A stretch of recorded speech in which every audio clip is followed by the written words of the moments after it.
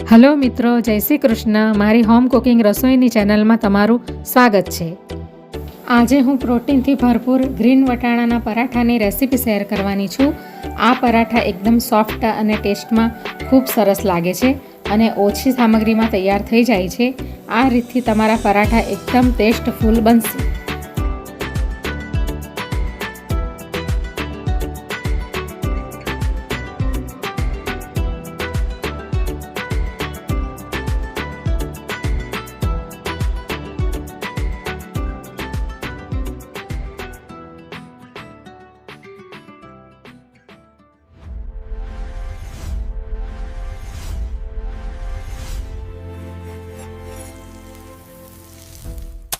તો આજે હું વટાણાના પરાઠાની રેસીપી શેર કરવાની છું. તો એના માટે મેં આ 1 બાઉલ ભરીને લીલા વટાણા લઈ લીધા છે અને 3 નંગ લીલા મરચાં લીધા છે અને 1.5 ઇંચ જેટલો આદુનો ટુકડો લઈ લીધો છે. એને આપણે કટ કરીને નાખી દઈશું.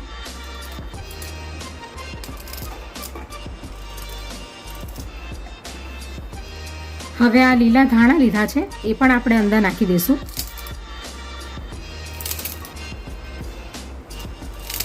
આ વટાણાના પરાઠા ખૂબ જ હેલ્ધી અને પ્રોટીનથી ભરપૂર હોય છે.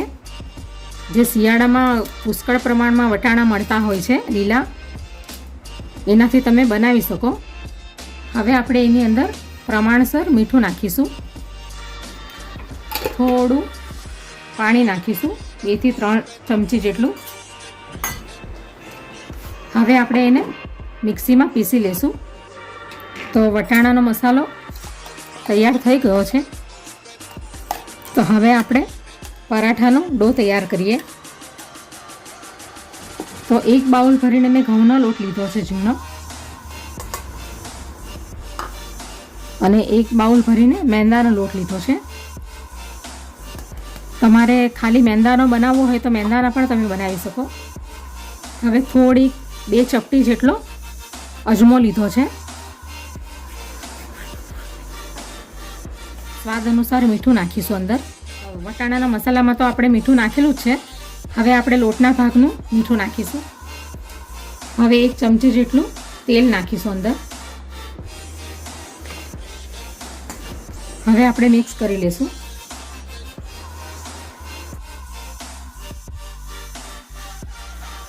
હવે આપણે આ લોટની અંદર પાણી નથી નાખવાનું. આપણે જે આ મસાલો તૈયાર કર્યો છે ને વટાણાનો, એ નાખવાનો છે.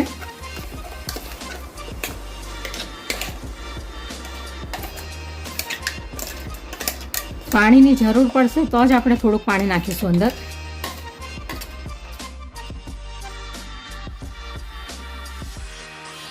અને આપણે એનો મીડિયમ ડો તૈયાર કરીશું. બહુ કડક પણ નહીં અને બહુ નરમ પણ નહીં.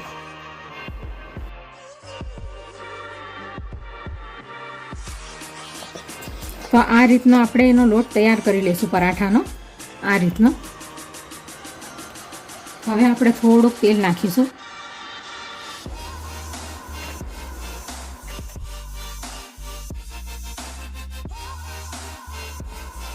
હવે આપણે એને 5 મિનિટ માટે રેસ્ટ કરવા દઈશું.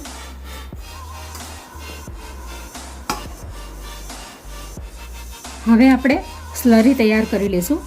તો આ 1.5 ચમચી જેટલો મેં કોર્નફ્લોર લઈ લીધો છે. હવે 1 મોટા ચમચા જેટલું આપણે ઓઇલ નાખી દઈશું.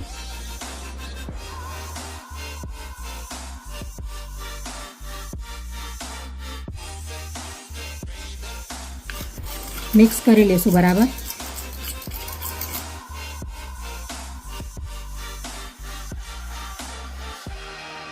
તો આ ટાઈપની આપણે સ્લરી તૈયાર કરી લેવાની.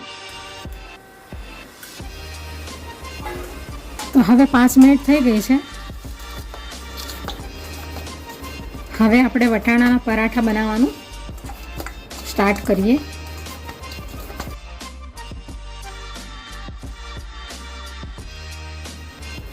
પહેલાં આપણે એના ભાગ કરી લઈએ.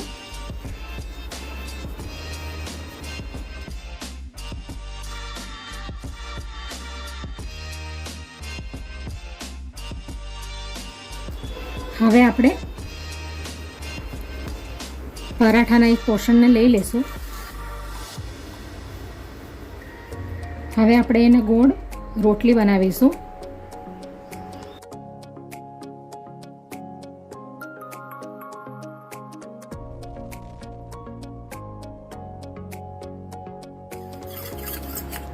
હવે આપણે આ કોર્નફ્લોરની સ્લરી લગાવી દઈશું.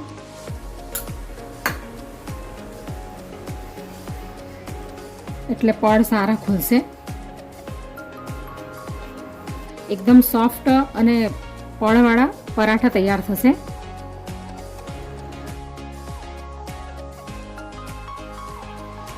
અહીંયા પણ લગાવી દઈશું.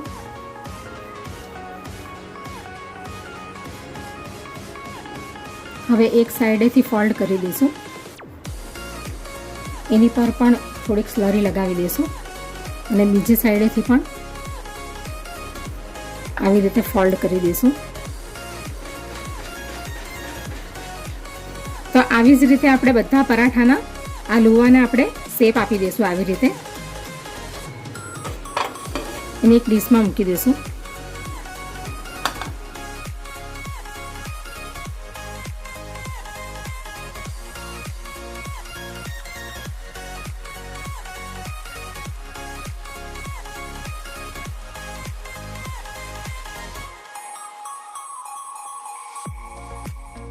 તો આવી રીતે આપણે વટાણાના પરાઠાના લુવા તૈયાર કરી લઈશું ચોરસ શેપમાં. હવે આપણે બનાવવાનું ચાલુ કરીએ.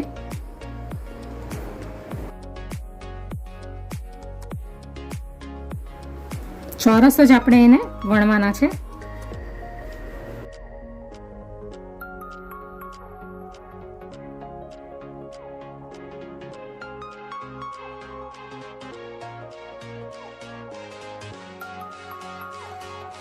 તો આ રીતના આપણે પરાઠા વણી લેશું ચોરસ આકારમાં.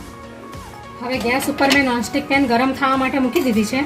હવે આપણે એની અંદર થોડું ઘી નાખીશું.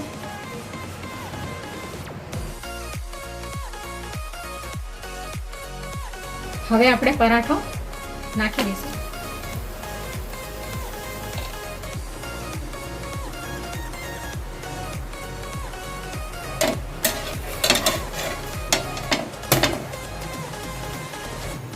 એવી જ રીતે આપણે બધા પરાઠાને વણી લેશું.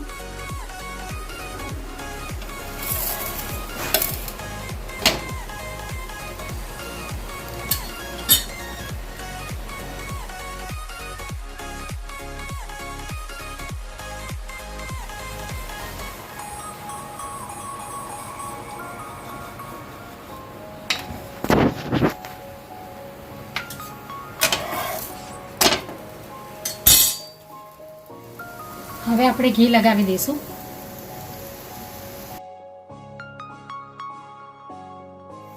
બંને સાઈડેથી બરાબર શેકી લઈશું.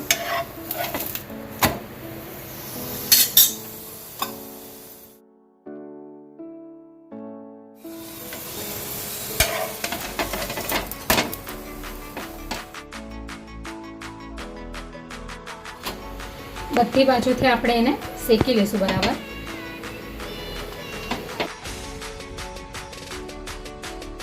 તો હવે પરાઠો બંને બાજુથી શેકાઈ ગયો છે. તો હવે આપણે એને ડીશમાં કાઢી લઈશું.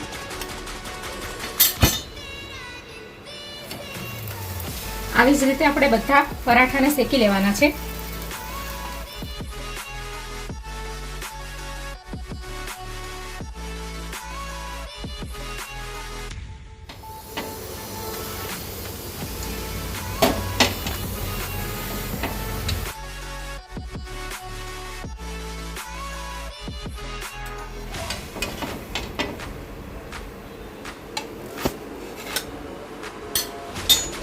તો તૈયાર છે ગરમા ગરમ પ્રોટીનથી ભરપૂર લીલા વટાણાના પરાઠા. તમે આને દહીં જોડે, ચટણી જોડે અથવા તો સોસ જોડે પણ ખાઈ શકો. તો તમે જોઈ શકો છો કે કેટલા સોફ્ટ અને નરમ પરાઠા બન્યા છે એકદમ. હવે આપણે જોઈ લઈએ